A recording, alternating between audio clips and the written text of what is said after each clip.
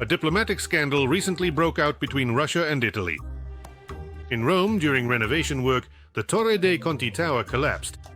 People were injured. One worker was trapped under the rubble for 10 hours before being rescued.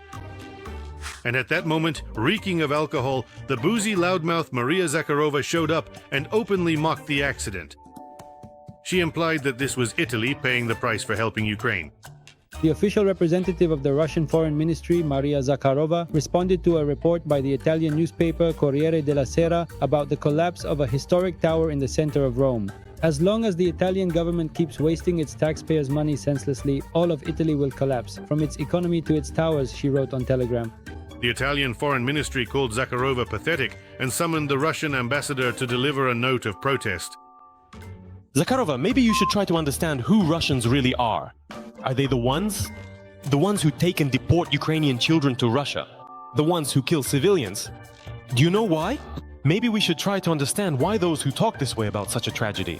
Because I see a lot of people around me, public figures speaking to the masses, who deep down keep saying, well, yes, but Russia still has its reasons.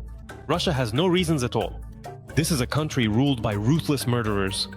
People who do not value life, who have no morals, and the only way to respond to this is with one thing: firmness and strength by helping Ukrainians defeat them on the battlefield.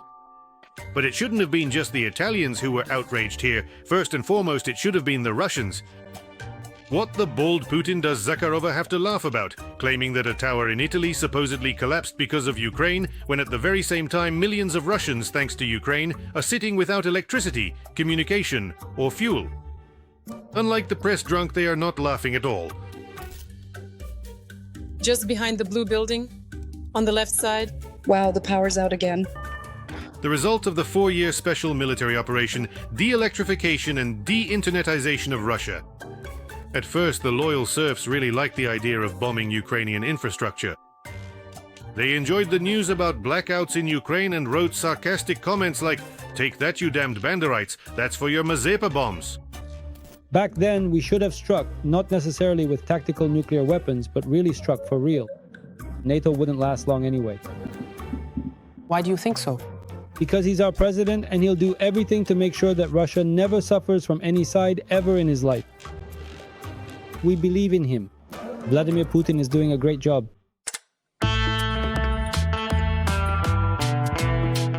But it turned out that this is a game two can play.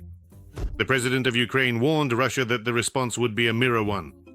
However, by that time, not all Russians could see his address, because they were left without internet. How do you feel about the mobile internet being turned off at night? It's terrible. I had to walk home because of it. In heels at night. Happy birthday, by the way. Of course, it's bad. Like I said, you can't even call a taxi.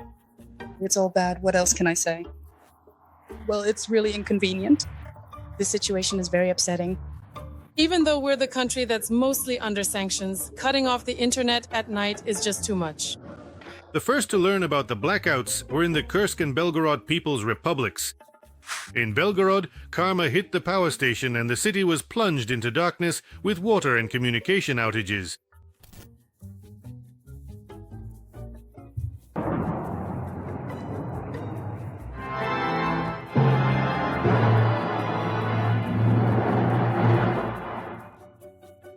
This video was filmed at the Belgorod Philharmonic at the end of September.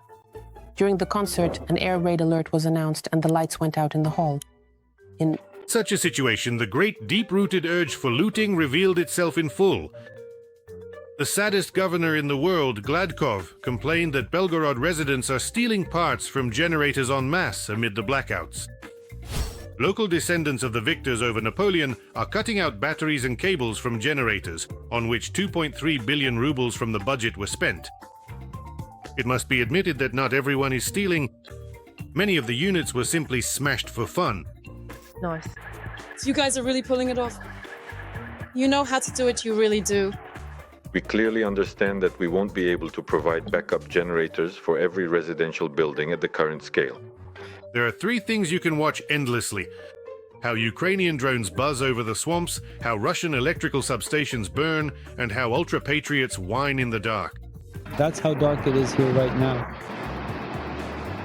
You can see people over there with candles burning. Only the cars are lit up. Vyacheslav Gladkov stated that 40,000 people are left without electricity. Next, it was the turn of the Reich's capital. Despite the insane amount of air defense systems covering the entire Moscow region, there's still no light at the end of the tunnel there. While Putin fantasizes about dividing the world and capturing the Donetsk region in 3 days, dark times have come to the Moscow suburbs. Debris landed there, treacherously deceiving the air defenses, and struck the Leb-Balashevskaya substation. At the same time, something exploded in the city of Zhukovsky, and Moscow fully experienced how the special military operation is going according to plan, following the schedule of power outages.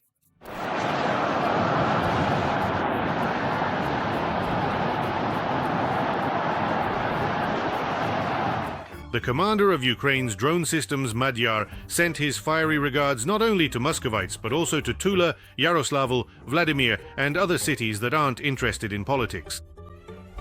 The war is getting closer and closer for Russians. Now they can see it not only on TV, but right outside their window.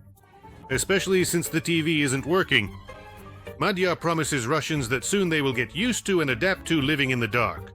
Oil refineries are burning regularly. Gasoline in the swamps is expensive and scarce, and gas and naphtha are quickly burned up. The time has come to ramp up the application. We will become 5%. Drones are waiting for a pilot, not for packaging. I am announcing recruitment for the unmanned systems forces. Over 15,000 vacancies. A gasoline crisis is spreading across the entire failed state. Every day, oil refineries and oil depots are burning. This is no longer even news, it's harsh Russian everyday reality. Go out onto the balcony in the morning and watch the burning oil refinery over a cup of coffee. What beauty. Beauty. Wow, son. Look at this, right? In Tuapse, an entire tanker flotilla was recently burned. It's safe to say that Tuapse is now an official port. Attributions of Ukrainian drones.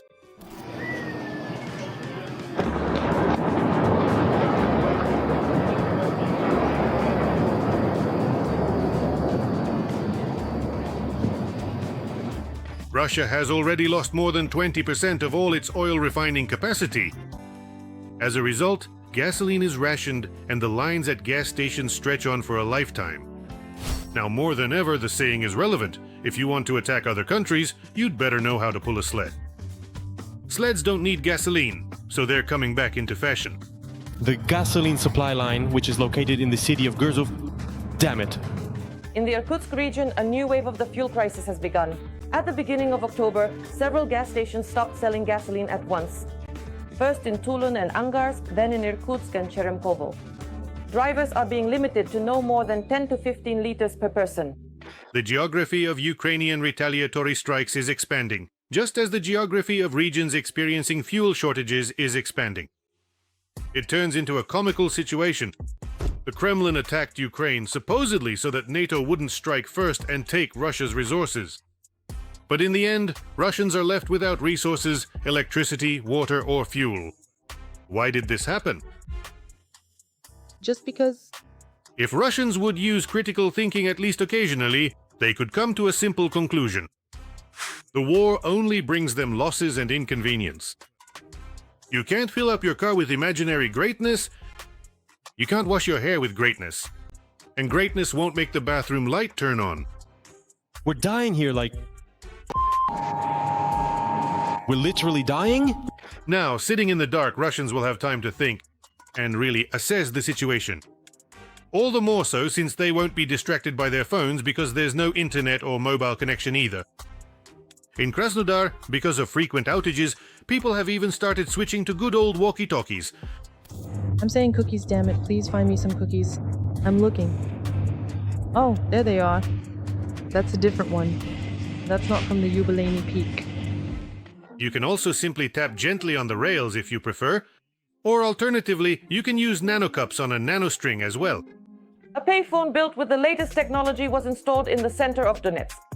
The device is significantly different from its predecessors in every way. Alexei Savichev will tell us what is so special about this device. Every day, the residents of the Republic face the same problem, and young people in particular are affected. This little electronic device can leave you cut off from the outside world at any moment. However, the best specialists in the Republic worked for many months to solve this problem. There are connection problems even thousands of kilometers away from Ukraine. Basically, in Russia, there are no more safe havens left anywhere up to the Urals. Everywhere Ukrainian drones reach, the benefits of civilization come to an end. Even Tyumen is already offline. We're in isolation. I just step outside my house and my phone turns into a brick because nothing works. I go to a gas station and I have to carry a card with me because my mobile internet doesn't work. Just now, I went into a coffee shop and I couldn't pay because their terminal wasn't working since the mobile internet was down. Their Wi-Fi wasn't working either, so I just left with nothing because I couldn't pay by card or QR code. I needed cash. Now everyone has to make phone calls again. And now I'm sitting in my car listening to what? The radio. The reason for the communication blackout in Russia isn't just Ukrainian flying packages, but also Putin's paranoid affliction. The moth is tightening the totalitarian screws and under the cover of chaos is setting up a digital gulag in the swamps. Even when the connection is restored, only propaganda resources from the so-called white list of sites remain accessible. All the dumps there are hand-picked. Messenger Max, vKontakte and Yandex. Basically, so that the serfs don't ask any unnecessary questions and keep reading about endless victories and successes on all fronts.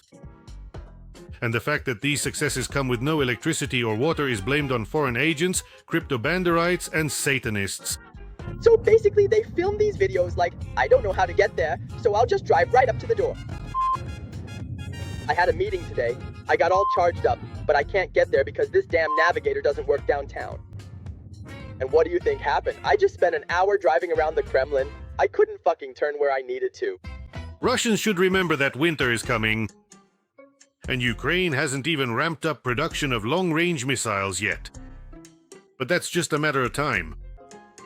In winter, Ukrainian flamingos won't fly south, but east, and the residents of Mordor will be surprised not by blackouts, but by their absence.